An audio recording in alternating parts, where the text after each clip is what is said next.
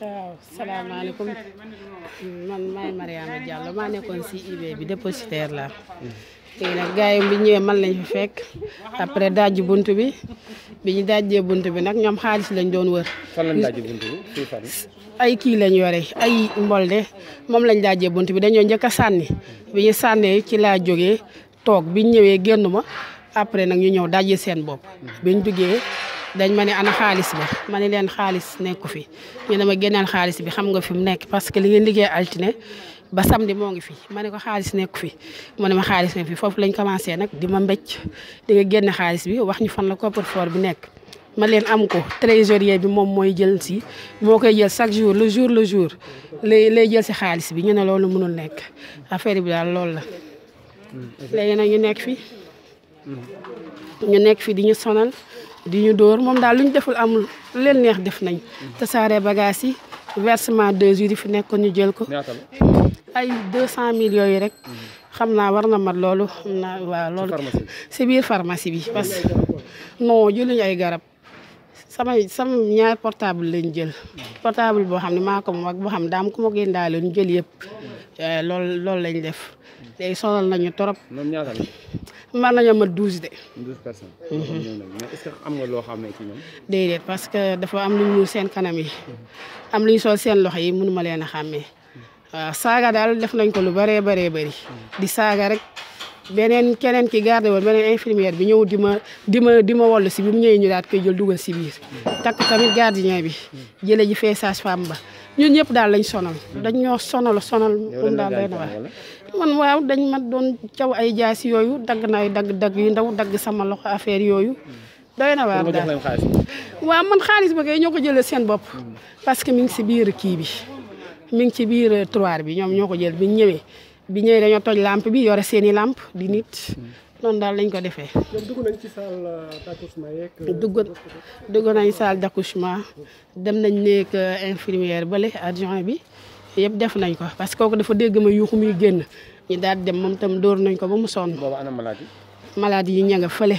maire yi ñu fekk fii dañ leen wax seen yoon nekku si yéen toog leen mais teewul maire yi dañoo jooy ba sonn waaye ñu fi fanaan bi am na sax ñu des fee waaw.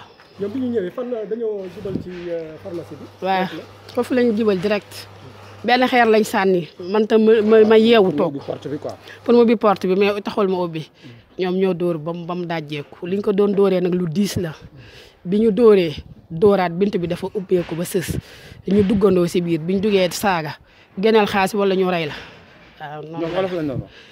ah duñu olof nag mais olof la ñuy wax mais xam naa ne duñu olof. langage bi daal du olof. non. mais olof lañ doon wax. mais ñoom maanaam bi ñu ñëw ak bi ñu demee. ñaata minutes la war a toll. yàgg na nag 1 heure de temps moom mat na ko. waaw 1 heure de temps moom mat na ko moom. te ñoom dañuy ñëw rek récupérer xaalis bi dem.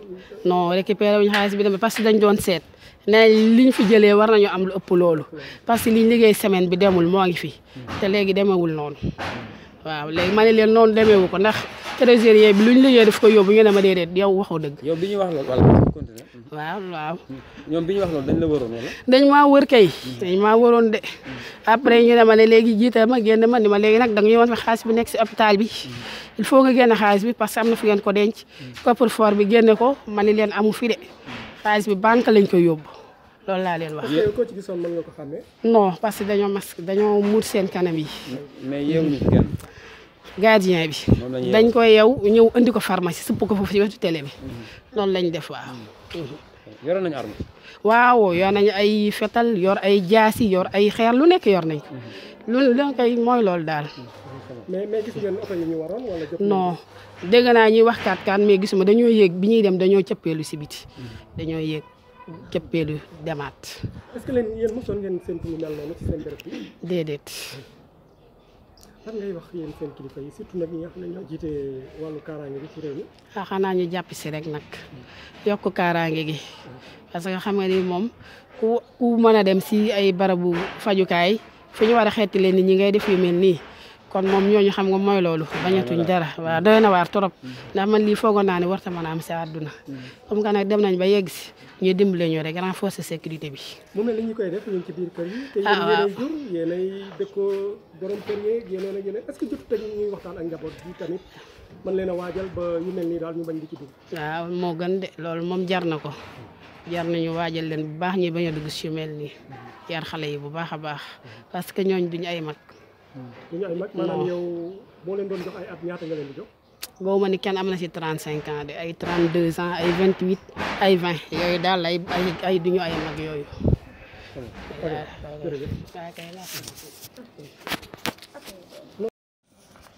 Docteur Balla Mbacké Mboup médecin chef de la région de Diourbel.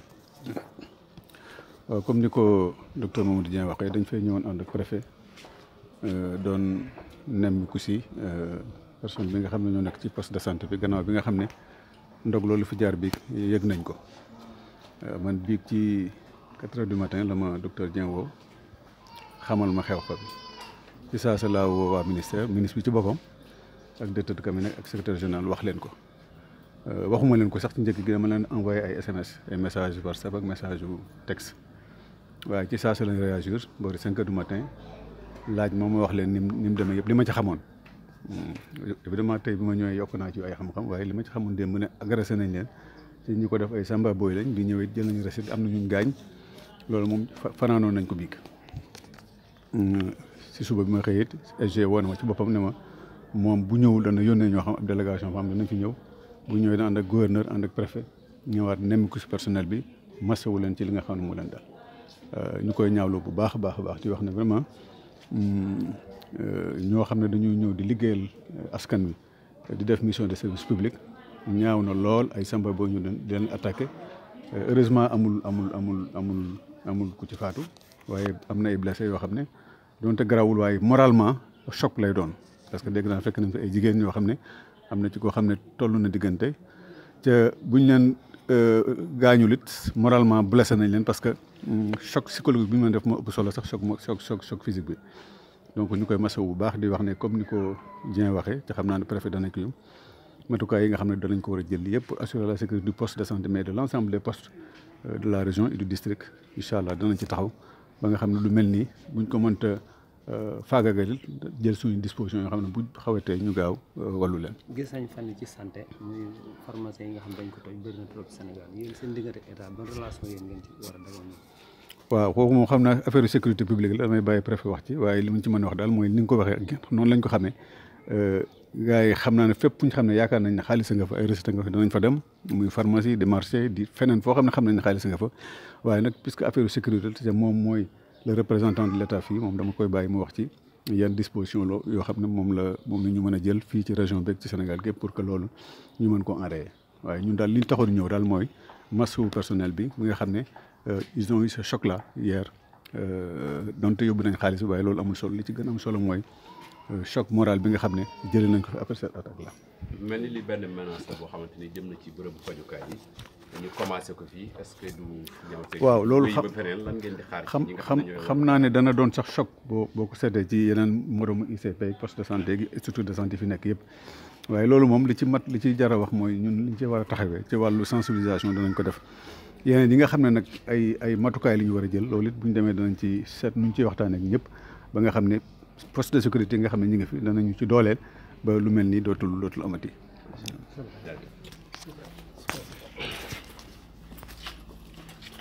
daji waaw lépp lañ daji sax. ñaata lañ woon. yii mbo xam nga comme kii la ëpp na ay 10 ans. waaw. bu ma génnee heure la woon. ay boore 2 heures yooyu léegi bi ñu ubbee bunt bi rek si laa commencé nag waaw commencé dóor ay jaasi. côté bi daal. bopp bi daal ci ginnaaw gi lañ dóor. biir bi noonu xam bi ma doon daw. bi ma doon daw ne fii rek après mu dóor la jaasi ci ginnaaw bi nag dóor nii. ñoom bi ñëw li la bon lan la ñu doon làkk. wolof rek lañ doon làkk. dañ ma doon laaj ci xaalis rek lañ mën a ko fii moom amul xaalis ñu ne déedéet am nga xaalis yu te ma fii lañ moom fii laa mujjee daan ci kii bi. ci farandaaw bi. waaw di delluwaat encore néeg ba bi ma delluwaat néeg ba rek juste ñu ne ma ana xaalis ma ne ko amul xaalis ma ne ma xool après keneen ki yëkkati matelas bi tasaaro kii bi jël sa kii bi jaas bi dugal ko si sama valise bi xotti valise bi tasaaru yére yi yëpp ñu xool gisuñu dara. ci chambre de garde. waaw noonu man fii laa logé. fii nga logé fii laa logé quoi. fii laa mais comme est-ce que il agissait à visage découvert. non dañoo amoon ay. waaw moo tax. wala ñu yor ay kaala. waaw noonu man kii rek dañoo sol nii rek seen kàddu. ay kabul bët yi rek ngeen di gis quoi ngay gis. jaasi ak lan lañ yoroon. bon man ni ma gis moom jaasi la ak kii bi ñu daajee bunt bi genre marteau la. yoruñu arme. waaw yor nañu am kan yor nañ non. c'est vers quelle heure. ay boor 2 heures yooyu. 2 heures. après dañ dem ci yeneen bureau yi. waaw non bi yeneen bureau yi ñu njëkkee daaj. foofu mais comme man damay des fois su bu malade amee rek damay digg yuuxu rek ma ne xaaral est-ce que du kii garde ni dafa am malade bi xamante ne peut-être sonn. wala malade bi moo tax accompagnant yi di jooy noonu. si laa yeewu nag.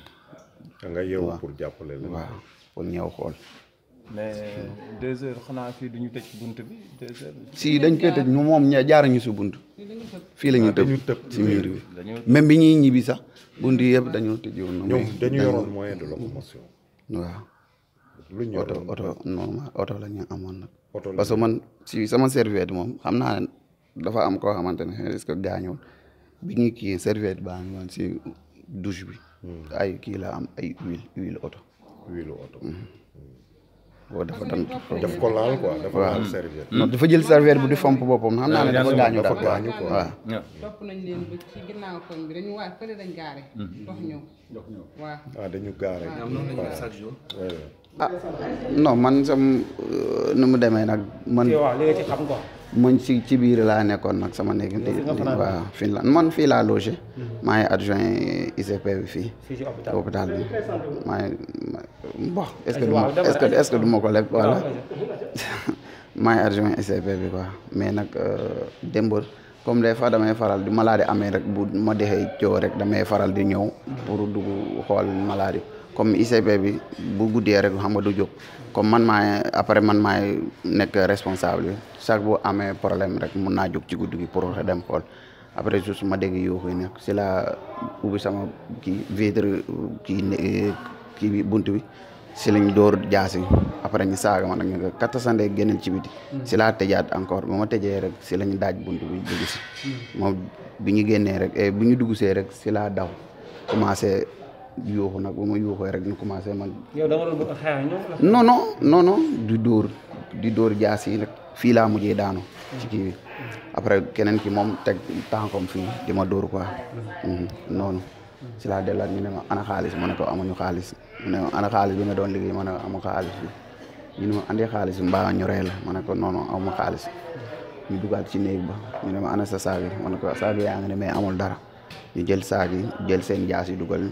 sandi matelas bi fële jël sama bagage yi sama valise yi tasaaru yëpp ci noonu ci laa kiyaat encore ñoom ñaata nit ñoom à peu près 11 ak 12 yooyu nag dina ci bari nañ mais bu ñuy dugg see jaaruñu ci porte bi nag dañoo tëboon ci miir bi mais bi ñuy dem sax dañoo tëboon miir bi après si la ñu andi jigéen ñi yëpp sama néeg ñeneen ñi dugg ci douche ba si lañ naan nañu yóbbu kii bi jigéen ñi bàyyi leen góor yi. man dañ doon yóbbu jigéen ñi. waaw bàyyi fi góor yi après juste si lañu keneen ki dem ñu taal seen oto.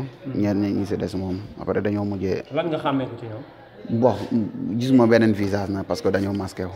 waaw yuñ solo yooyu quoi. waaw yuñ solo ñoom ay comme yére kii nii rek. waaw mais max bi moom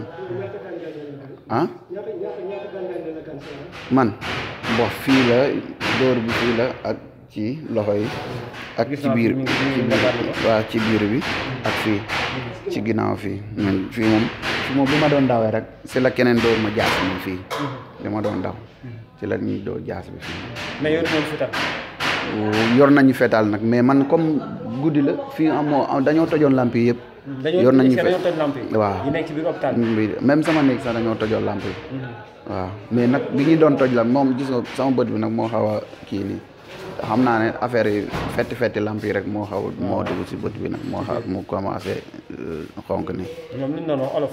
olof lañ doon nag rek olof lañ doon non jaas lañ doon dóore waaw amuñu paak man gisuma paakal mais jaas yi sew yi jaasi pël yi rek moom lañ doon dóore waaw ma xam nga ci ginnaaw fële palanteer bi sama palanteer bi dafa am gris te mënu ma woon dajji gris bi pour tëb après dama mujjee loolu laa xalaatoon na départ bi ma tijji palanteer bi ma gis ñaari taxaw ci ginnaaw foofu léegi xam nga man damaa amoon jaas si biir léegi jaas boobu laa bëgg a jël damm gris xam nga gris dafa am tuyau ci biir moom laa daajoon nag pour moom laa bëgg a daaj pour ma mën a tëb ci ginnaaw pour ma mën a dem après par la suite mujj moon def loolu ma sànniwaat jaas bi si suuf laal kii bi rondel laal bi. fekkoon nañu ay jigéen ak ay malade. waaw malade am yaa ngi woon fii même maternité fekkoon na añ koo xamante ni ñu ngi doon wasin ñu ne soxla ñu leen xaalis la ñu soxla. mais laaluñu ñi nga xam non accompagnant malade yi tamit laaluñu kenn. ñi liggéey ci hôpital bi rek la ñu soxla woon. noonu lañ doon laaj waaw. ak ñeneen ñi dañ leen di dóor ak sama benn collègue bi moom actuellement moom bi dafa doon xool nee na ndax am na mën na am gaañu nag ci tànk yi nii moo tax waaw. biñ pare dañ tabaat nit la. waaw dañoo fi ñu jaaroon foofu la ñu delluwaat encore. yoroon nañu oto. kay mais nag ñi mujjee dem parce que du première vague bi dañoo demoon ñi mujjee ñu kii moom. dafa am ñu dem. yeneen ñëwaat. non ñoom ñoo kii mais bi ñuy dem nag demuñu woon ensemble parce que ñeneen ñi dañoo naan nañu yóbbu jigéen ñi déedéet bàyyi leen jigéen ñi nañu yóbbu jigéen ñi bàyyi leen jigéen ñi si la ñeneen yi dem nag wàccee ñeneen ñi ñi mujjee kii nag ñoom ci tànk dañuy doxoon. en tout cas daal 22 heures 2 heures du matin la à peu près ba fekk presque 3 heures. ñu ngi fi waaw 1 heure de temps moom def nañ ko fi. waaw yàq ci bagage yi ñoom boobu dafa wut xaalis. waaw pharmacie moom la ñu toj ak sama néeg rek waaw moom la ñu. ah waaw dugg nañu foofu ba ci biir dugg nañ ci biir waaw.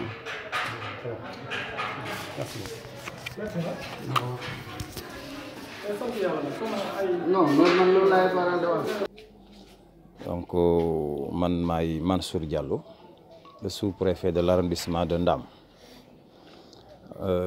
dañu ñëwoon tey fii ci poste de santé Serigne Mbacké Bousso bi bokk ci district de santé de Touba ñëwoon doon xool nemmeeku li fi amoon muy naqar nag ak mbetteel li tax mu doon naqar ak mbetteel la d'abord ndaxte gulet man may gis ay samba boy di ñëw ci poste de santé di fa wut xaalis ba di fa gaañ ay infirmier ay infirmières ak ay gardien mi ngi soog a am ci Sénégal naqar la ndaxte personnel boobu service public moo leen fi teg ñi aar askan bi di leen topp di leen faj du ñu nelaw guddi du ñu nelaw bëccëg bu fekkee ne ay samba booy visé nañu béréb jooju pour wuti fa xaalis wax dëgg yàlla soo déggee poste de santé wala centre de santé wala hôpital sa xel warul dem ci xaalis ñoom xaalis moo leen fi andi woon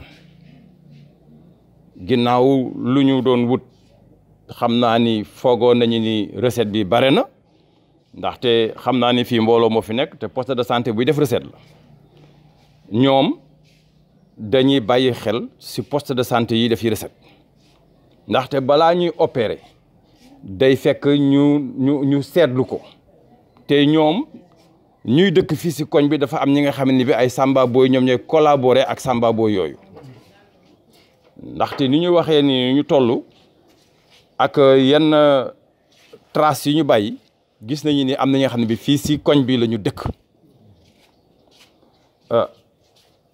ñu ngi masawu personnel bi wax dëgg yàlla metti na waaye tamit dañ fiy jëlee njàngat ak alerte ndaxte léegi samba boy yi nag léegi dafa mel ni que léegi moom fu ñu foog ne xaalis ma nga fa koppar ma nga fa rek ñoom daal daañ fa dugg rek moo waral donc ay dispositions sécuritaires poste de santé yi d'abord war nañ ko jëlee seen i bopp dans un premier temps par exemple ay caméras de surveillance ñu koy làq ci poste de santé yi ku dugg ci poste de santé bi muy guddi muy bëccëg ñu lay mën di gis ngir ëllëg leneen di sécurité dëkk bi la rek te yooyu daañu ci wax daañu ci taxaw police ak gendarmerie ñu gën a yaatal seeni ronde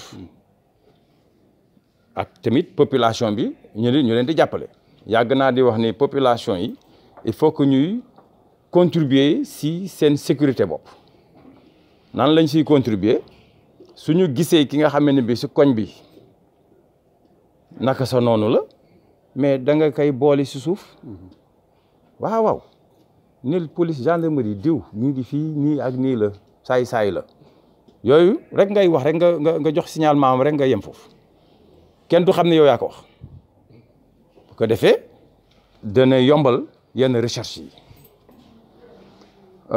donc malmené nañ fi daal personnel bi daal surtout jigéen ñi dëgg yàlla te métti na mais yàlla na fi gëj na fekk bii mooy bu mujj en tout cas ñun daañu ci waxtaan ak kilifa yi ak waa sécurité yi ñu gën a taxawaat ndaxte léegi kat dafa mel ni ko sambabo yi léegi moom amatuñu frontière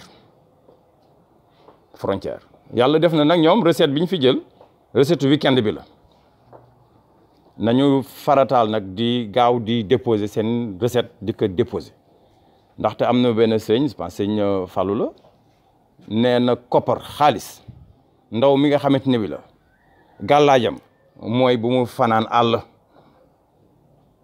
na fanaani ji sa banque ba parce que bu fanaanee àll rek faatu gis nga koppar jooju bu mu fanaanee àll faatu na loolu mooy wax bi loolu tamit nañ si bari di farlu béréb yi nga xamante ni bi dañuy am xaalis bu ñu collecté xaalis bi nañ ko dem di déposer pour permettre quand même bu leen di yombalal nit ñi ñuy ñëw di def yi mel nii bu ñu demee ba xam ne fii xaalis du fi yandu du fi fan bu fi yandoo du fi fanaan duñu fi ñëw.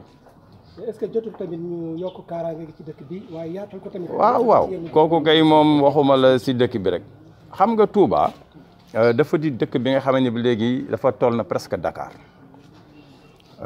lu fi war si sécurité bari na lool war nañu yaatal sécurité bi effectif yi moyens yëpp.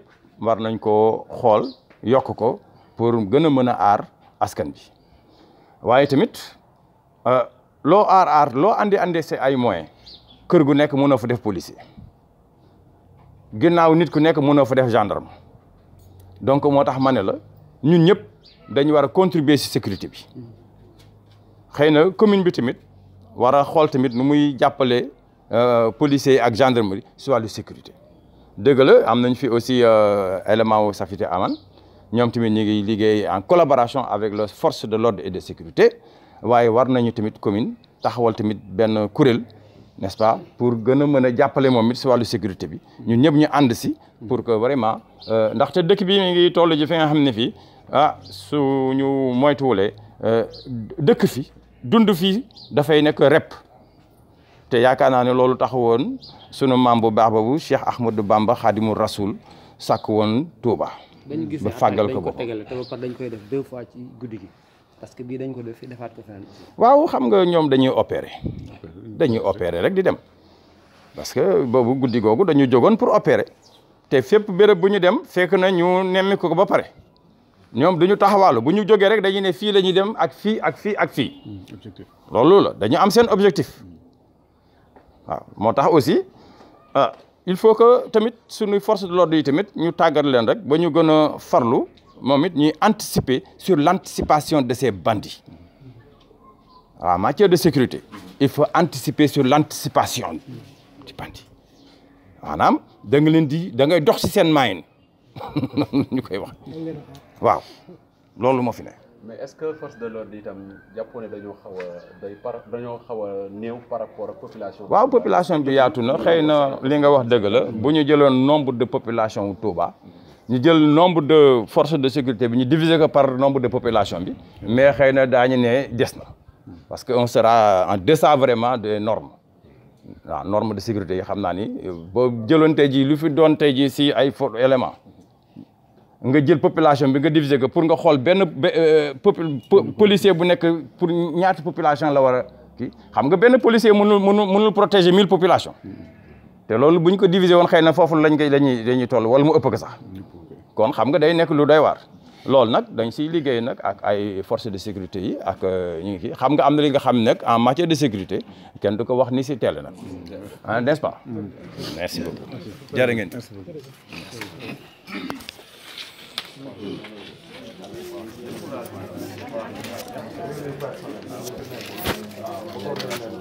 dañu ñëwoon fii ci poste de santé bu Sobe nekk poste de santé bu bokk ci district sanitaire de Touba féete ci gox bu ñuy wax bu Sobe mu nekk ci bërëb boo xam ne dafa xaw a jege Mbàkke digganteem ak Mbàkke daanaka soriwul ñu ñëwoon fi nag ànd ak monsieur le sous-préfet de Ndam ak adjoint ak monsieur le médecin chef de région pour ñëw massawu personnel bi nga xam ne ñoo fi nekk ak indil leen un réconfort moral rassurer leen aussi ginnaaw bi ñu yëgee li dal seen kaw démb ci guddi muy ay samba boy yu yor ay arme ay fetal ay jaasi ñëw dal seen kaw ci guddi gi booru 2 heures du matin bi ñu ñëwee dañu dugg dal ci kaw gardien bi dugg ci biir poste bi fekk équipe yi fi gardé woon ñu dal seen kaw am ci ñu dóor ay jaasi gaañ leen ñii ñu def leen loo xam ne daal du rafet sax ñu wax ko ci micro bi mais ñu xamal leen ne ñooñu bi ñu fi ñëwee xaalis lañ doon wut ci poste bi parce que dañu yaakaaroon ne fii bërëb la bu xaalis am bi ñu ñëwee dugg nañ ci bureau yi wër bundu xataal personnel bi pour ñu wax fan la ñuy denc xaalis bi ginnaaw bi ñu demee ba gis ne loolu xaalis amu fi maanaam lañ yaakaaroon nekku fi ñu dem ci pharmacie bi dal ci kaw ci nekk ci pharmacie bi ak ki yoroon ticket yi jël ci ñoom benn montant bi ñu yoroon mooy li ñu jaayoon ci bésu àjjuma ak samedi bi ak li ñu jaayoon ci garab yëpp ñu dajale ko jël ko waaye daal li ñu gën a ñaawlu mooy dal bi ñu dal ci kaw personnel bi ak montant bi d'après li ñu ma wax ay 200 000 yooyu la ndax xaalis bi ñu jaayee ticket yi la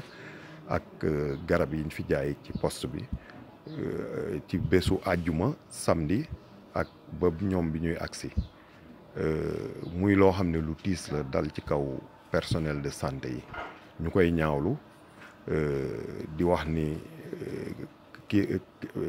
kaaraange gi ci biir bërëbu fajukaay yi war nañ ko gën a yokk te bàyyi ci xel ndax xam nga ki xëy dem liggéey ci bërëbu fajukaay bu mel ne hôpital du yóbbaale ay ngànnaay ak yooyu ndax li ko tax a jóg mooy taxawu nit ñi faj leen ak xettali ñi nga xam ne dañ ko yittewoo kon ñeneen ñoo war a féetewoo wàllu kaaraange gi ngir taxawu leen donc loolu bi mu amee wax nañ ko suñuy kilifa yëpp wax nañ leen ko d'ailleurs monsieur le préfet mu ngi nii ñu àndal ak médecin chef de région bi kilifa yi nga xam ne tamit ñoo ŋànk ministère de la santé médecin chef de région bi informé na leen xam naa su jëlee kàddu dina leeral lim ci def yëpp waaye daal li ñu bëgg a wax mooy dañu ñëwoon tey ngir indi réconfort moral pour le personnel ba pare itam dalal seen xel ci ne lépp luy taxawaay dinañ ko jël ngir yokk seeni kaaraange ba ñu mën a liggéey ci xel mu dal